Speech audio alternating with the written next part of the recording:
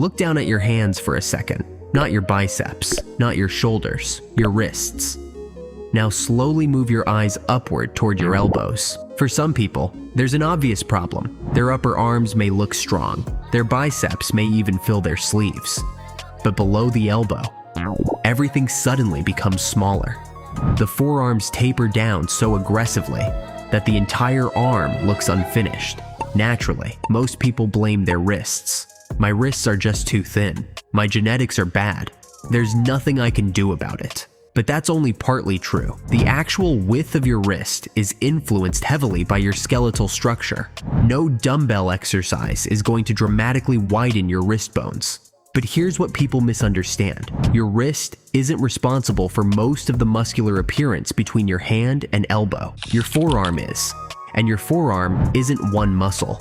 It's a collection of muscles responsible for gripping, flexing, and extending the wrist, stabilizing the hand, moving the fingers, and helping bend the elbow, so you can build strong biceps, perform heavy curls, and still leave major parts of your forearms undertrained. That's why today's workout isn't 5 versions of the same wrist curl. We're going after 5 different functions. We'll challenge your grip, train both sides of the forearm, build the area near your elbow, and finally target something most people completely overlook, your fingers. And once you understand why that matters, you may never look at forearm training the same way again. So grab your dumbbells. Forget about chasing the heaviest weight possible.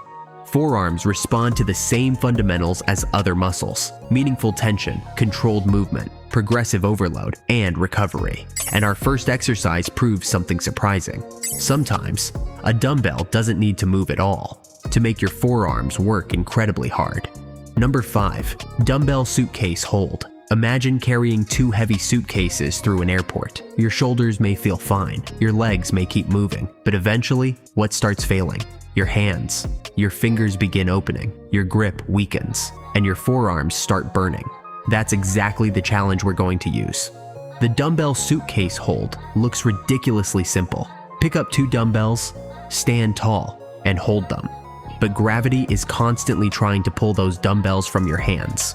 Your gripping musculature must continuously produce force to prevent that. Unlike a normal repetition, the tension doesn't disappear between reps. To perform it correctly, choose challenging dumbbells you can still control safely. Stand tall with 1 dumbbell beside each thigh. Keep your chest upright, shoulders controlled, and wrists completely neutral. Don't let the weights pull your hands backward.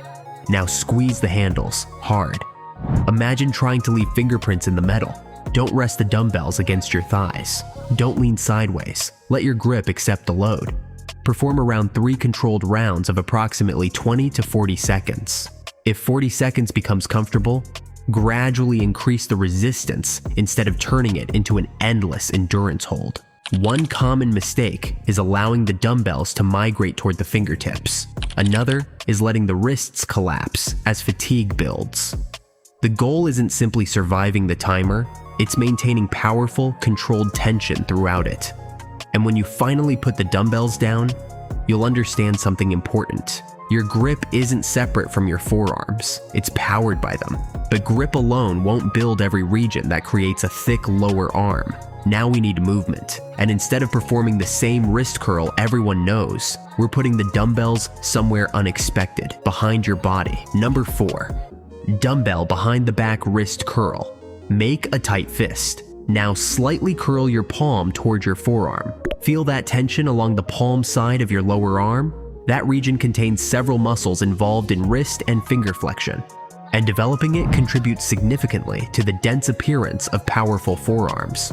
Unfortunately, many people train it by grabbing weights that are far too heavy, then bouncing through tiny repetitions. The dumbbells move, but muscular control disappears. The behind the back wrist curl keeps the focus where we want it.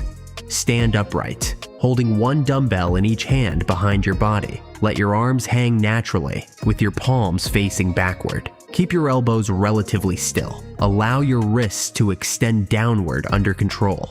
Feel the stretch through your forearms. Then curl your wrists upward.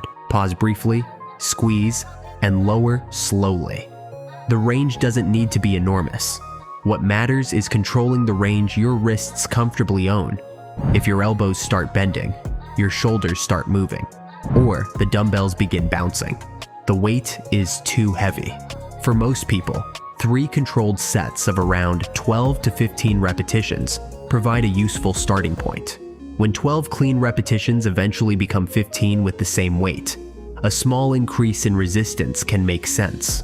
Progress should be earned, not forced. So now we have grip and wrist flexion. But if you only train this side, you're leaving half the story behind. Turn your hand over.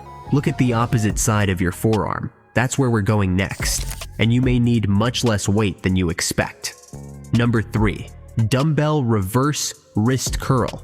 This exercise can humble even strong lifters. Someone may perform heavy hammer curls, carry large dumbbells, and have excellent grip strength, then pick up light dumbbells for reverse wrist curls, and suddenly struggle. Why? Because now the wrist extensors take center stage. These muscles run along the backside of your forearm, helping extend and stabilize your wrist.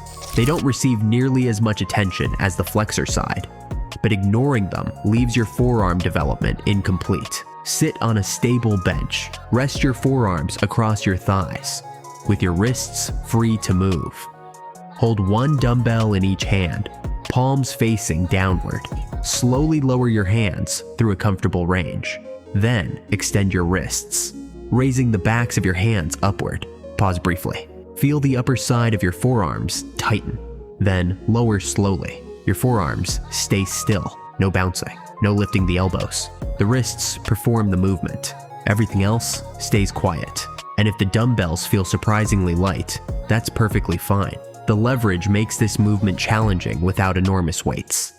Use a load that allows around 12 to 20 clean repetitions for approximately 3 controlled sets.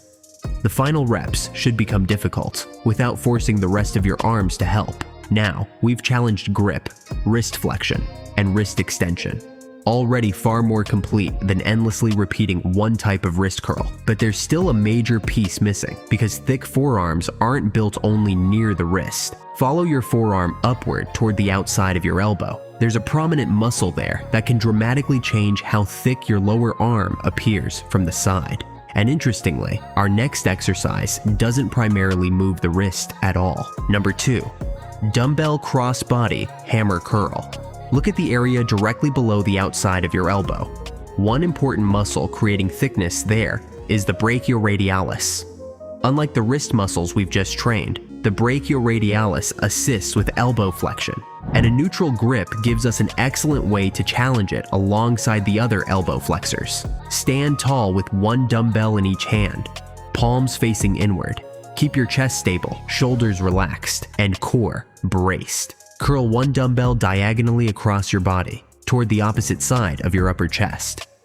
Maintain the neutral grip. Pause briefly near the top, then lower under complete control.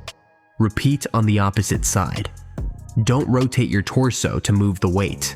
Don't swing your shoulder forward, and don't throw away the lowering phase. If your entire body has to help, the dumbbell is too heavy. Perform 3 to 4 sets of around 8 to 12 controlled repetitions on each side. We're not pretending this movement magically isolates one muscle. Your biceps, brachialis, and brachioradialis all contribute. But the neutral grip makes this pattern particularly useful for developing that powerful upper forearm appearance.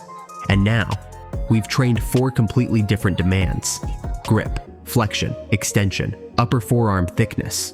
So what's still missing? Your fingers. Every time you grab a dumbbell, row, curl, or carry something heavy, your fingers are working. Yet almost nobody deliberately trains their movement. And many of the muscles responsible for flexing those fingers originate in your forearm.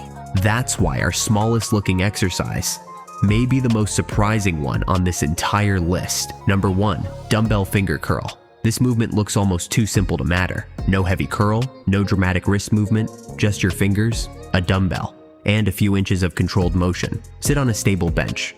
Hold a dumbbell in each hand with your palms facing upward.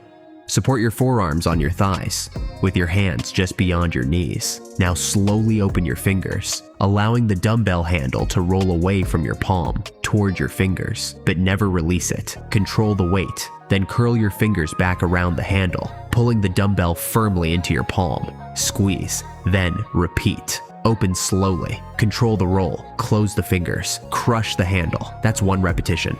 The biggest mistake? Using too much weight. If the dumbbell is almost falling from your fingertips, you're no longer controlling the exercise. Start light, keep the range safe, and let your fingers do the work. Perform around 3 sets of 12 to 15 controlled repetitions. Once 15 becomes consistently easy, gradually increase the resistance without sacrificing control. And now, we can finally answer our original question. Why do your wrists look thin? Part of the answer may simply be skeletal structure. Training can't rewrite your wrist bones. But what happens above those bones is trainable. Today's workout gives us 5 pieces. Grip with the suitcase hold. Flexion with the behind the back wrist curl. Extension with the reverse wrist. Curl, upper forearm thickness with the crossbody hammer curl. And finger control with the dumbbell finger curl. That's a far more complete strategy than performing hundreds of random wrist curls. But don't make another mistake. Training your forearms every day because they're small. Your grip already works during rows, curls, carries, and many other exercises. Give your forearms enough stimulus, then enough recovery to adapt. And when these movements become easier, don't immediately replace them. Progress them, add controlled repetitions, increase your hold time, and eventually increase resistance while keeping the same technique. Because muscle growth isn't created by constantly finding new exercises. It's created by giving your body a reason to adapt again and again. So next time you look at your arms, don't stop at your biceps. Follow the entire silhouette, from your elbow, through your forearm, all the way toward your wrist.